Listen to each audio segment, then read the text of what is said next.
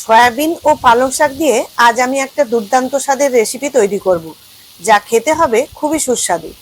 এই সয়া পালং রেসিপিটি ভাত, রুটি সবার সাথেই খেতে ভালো লাগে। রেসিপিটি ভালো লাগলে একটা লাইক করে দেবেন। চ্যানেলের নতুন বন্ধু হলে চ্যানেলটাকে সাবস্ক্রাইব করে পাশে থাকবেন। চলুন শুরু করা যাক আজকের রেসিপি, সয়া পালং।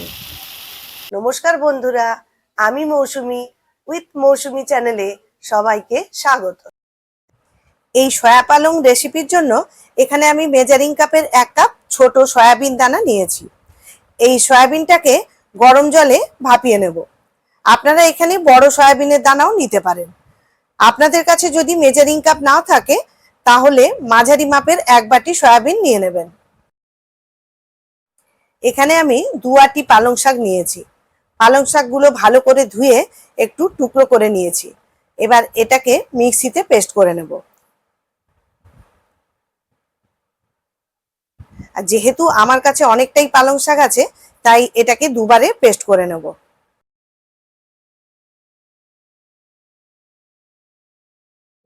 ভাপানো সয়াবিনগুলোকে জল থেকে তুলে একটুখানি হাতে চেপে চেপে থালায় রেখে দিয়েছি। আর এইদিকে পালং শাকটাকে মিক্সিতে ভালো মতো পেস্ট করে রেখেছিলাম, সেটা একটা বাটির মধ্যে ঢেলে রেখেছি। এই রেসিপির জন্য একটা বড় সাইজের টমেটো আর একটা বড় সাইজের পেঁয়াজ, যেটাকে আমি কুচি করে নিয়েছি। আর নিয়েছি 4টে কাঁচা লঙ্কা কুচি, আর আদা হাফ চামচ গ্রেট করে রেখেছি, আর নিয়েছি 1 চামচ রসুন কুচি। এদিকে একটা প্যান বসিয়েছি, এর মধ্যে পরিমাণ মতো সাদা তেল দেব। তেলটাকে চারিদিকে একটু ছড়িয়ে নেব সমানভাবে।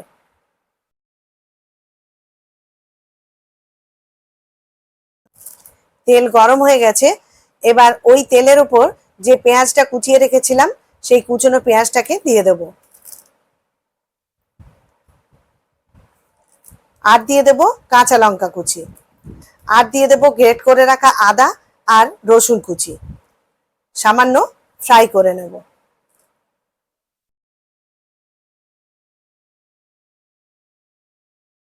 আমি এখানে রাইস অয়েল ব্যবহার করেছি, আপনারা যে কোনো সাদা তেল দিয়ে করতে পারেন। পেঁয়াজটা কিছুটা ভাজা হয়ে গেছে। এবার এর উপর কেটে রাখা টমেটোটা দিয়ে দেব।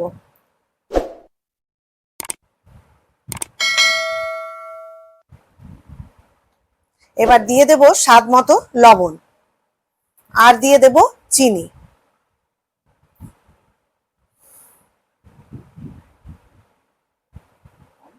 এবার ভালো মতো নাড়াচাড়া করে নেব, এতে টমেটোটা তাড়াতাড়ি নরম হয়ে যাবে।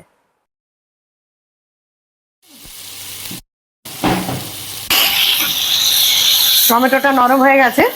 এবার এর মধ্যে সয়াবিনগুলোকে দিয়ে দেব।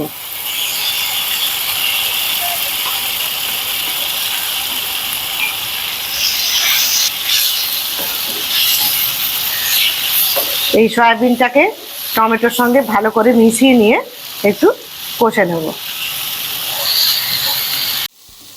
সয়াবিনটাকে আমি ভালো করে ভেজে নিয়েছি। আর এই রেসিপিটা ভাত, রুটি, পরোটা সবার সঙ্গেই খেতে ভালো লাগে। সয়াবিনটা আমার ভালো মতো ভাজা হয়ে গেছে। এবার এর মধ্যে বেটে রাখা পালং শাকটাকে দিয়ে দেবো।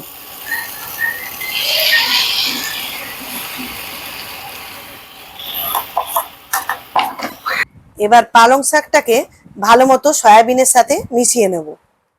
এই সময় ফ্লেমটা লোতে রাখতে হবে।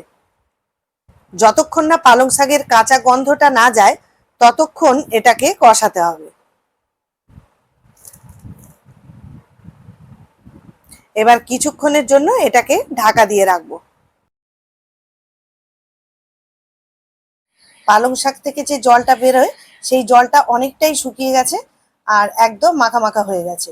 এবার এর মধ্যে হাফ চামচ মাখন দিয়ে দেবো। এই মাখনটা আপনারা ইচ্ছে করলে দিতেও পারেন, আবার নাও দিতে পারেন। দিলে টেস্টটা খুবই সুন্দর হয়। মাখনটা পালং শাকের মধ্যে ভালো করে মিশিয়ে নিলাম। আরও কিছুক্ষণ নাড়াচাড়া করে একটা বাটিতে নামিয়ে নেব।